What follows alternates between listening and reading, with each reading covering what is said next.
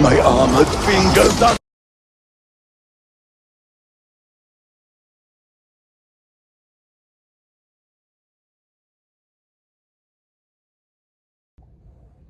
Hello everybody, welcome to episode 11 of Review-a-thon.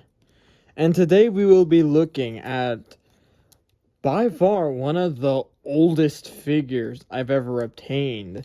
This figure was from, I literally got it from 2011, this figure literally came out in 2011. And of course it looks way cooler.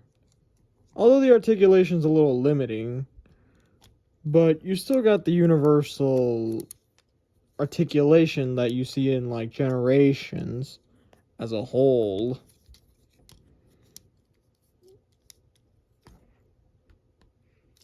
I'll show you the articulation.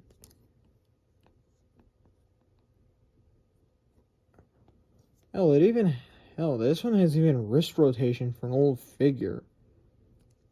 For a 2011 figure, this one's literally ahead of its time. And, well, although there are some outdated, like, he can't even look up or down. Bummer.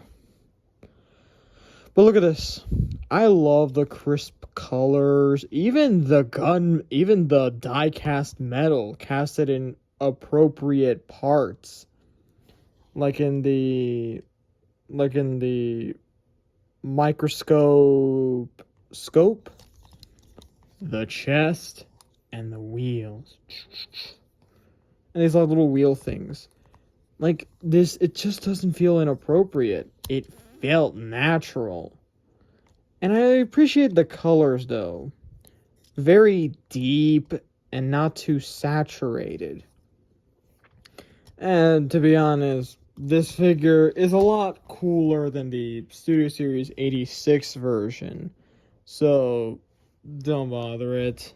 Now, let's head to transformation.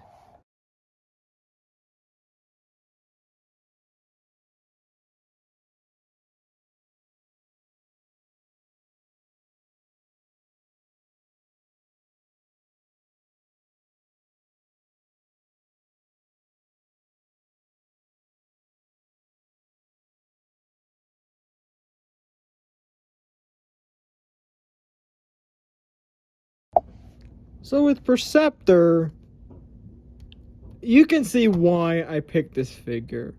The vehicle mode, I love it. The amount of intricate details. But of course, because this was a 2011 figure, there was no 5mm port, which that was standardized in War for Cybertron. Specifically, Siege, the wheels, and guess what? Little to no kibble. But there are a couple parts going underhead. But look, Mr. 51409, which is probably an Easter egg. And I actually quite like the colors. Everything. Beautiful. Mwah. But my problem is, it wouldn't really hold together.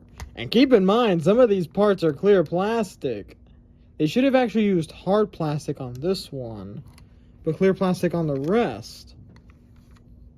But please, yeah, my problem is vehicle wouldn't hold together, the clear plastic, because I have to be gentle with this one or else it'll break. Or also, what I mean by breaking is this thing will crack. But of course, I love this figure. I love it so much. And it rolls super well.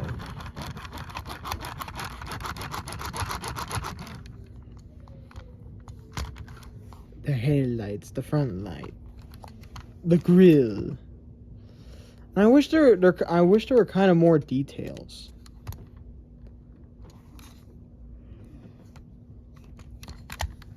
So yeah. So despite its somewhat outdated nature and like some things being a little outdated, this figure is actually brilliant to stand its test of time. I would like to give this figure an 8.8 out of 10, but what holds it back from having a 9? Well, it's simple. The clear plastic in some parts, the somewhat subpar quality in its other leg and its other parts, and just limited head articulation. So that's it. Stay tuned for episode 12.